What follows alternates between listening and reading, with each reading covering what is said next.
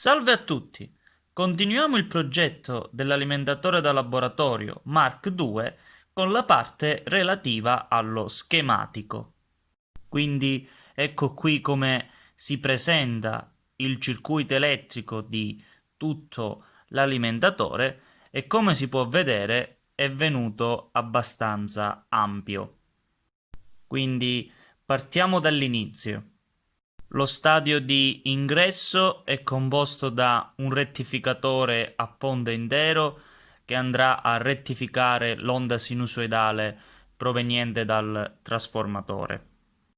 Successivamente c'è un LDO che genera una tensione utile per tutte le parti ausiliarie del circuito e poi troviamo lo stadio principale di potenza, ovvero il SEPIC vero e proprio con il suo controllore, che sarebbe un UC3845.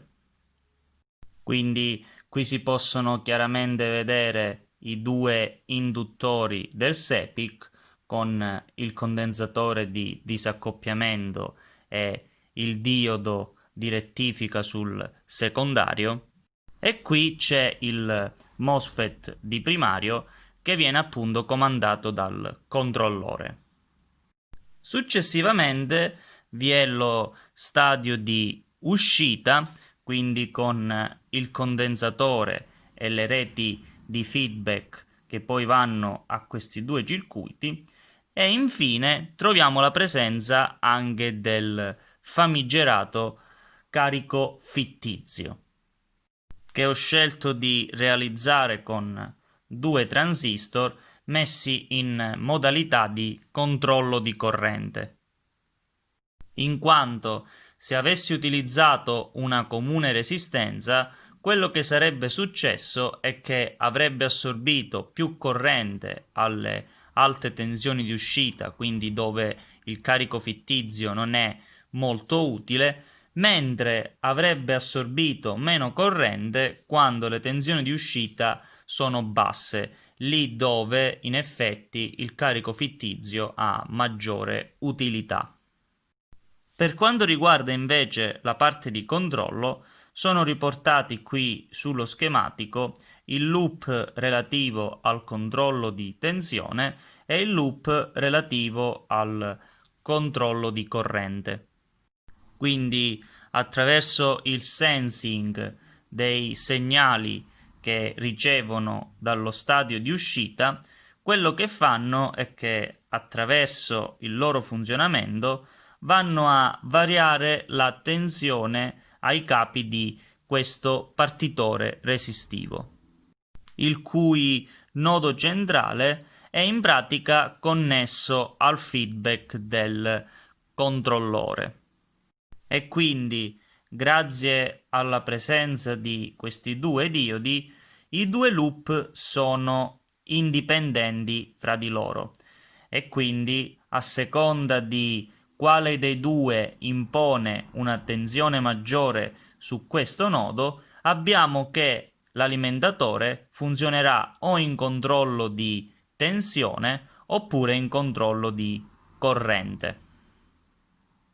Molto bene, quindi questa è la panoramica generale del circuito elettrico e adesso andiamo a vedere come questo circuito elettrico viene riportato sulla scheda, o per meglio dire sulle schede, in quanto essendo così grande è stato necessario ripartirlo su 3 PCB 1000 fori, che quindi adesso passiamo ad esaminare.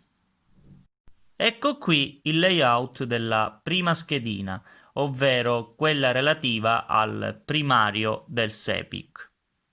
Quindi qui possiamo vedere chiaramente i connettori di ingresso dell'alimentazione, il ponte di rettifica con i 4 diodi e i due condensatori, ciascuno da 1 millifarad, che appunto sono i condensatori di rettifica. Qui in alto abbiamo lo stadio di LDO e questo è tutto lo stadio del controller, dove qui è presente il MOSFET di potenza, qui è presente poi un connettore che si connette con la schedina del lato secondario del SEPIC e qui sarà posizionato l'induttore, quindi l'induttore che si trova sul lato primario.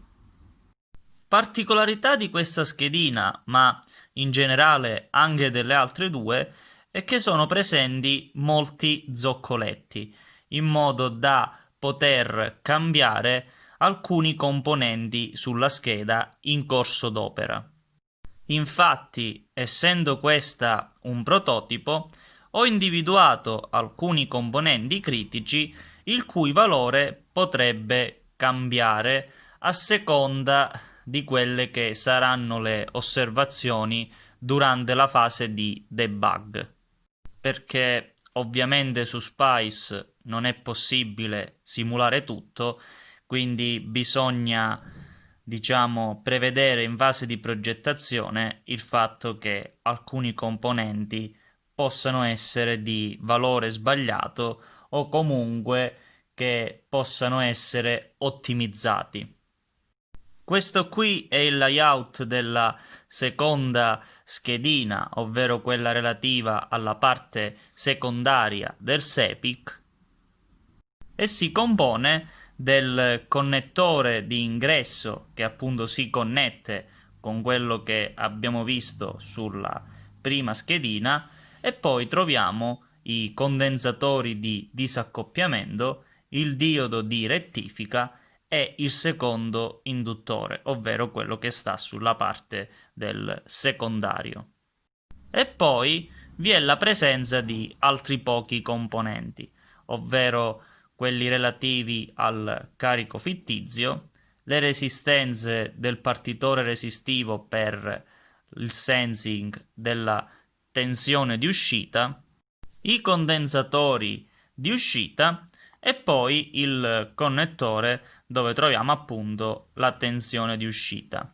E in serie vi è lo shunt di corrente attraverso il cui si farà il sensing appunto della corrente che sta scorrendo sul carico.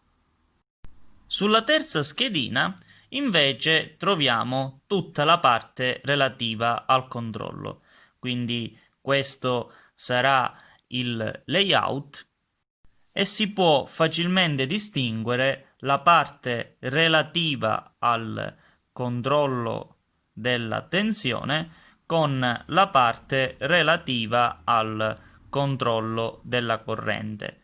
Poi entrambe si uniscono tramite appunto questi due diodi con la rete di feedback che ritorna sulla schedina del primario. Come si può vedere anche su questa scheda vi è la presenza di molti zoccoletti, infatti poi in fase di debug bisognerà fare una calibrazione di alcuni parametri di controllo. Molto bene, quindi queste sono le parti più salienti per quanto riguarda lo schematico dell'alimentatore. Per il momento quindi è tutto. Alla prossima!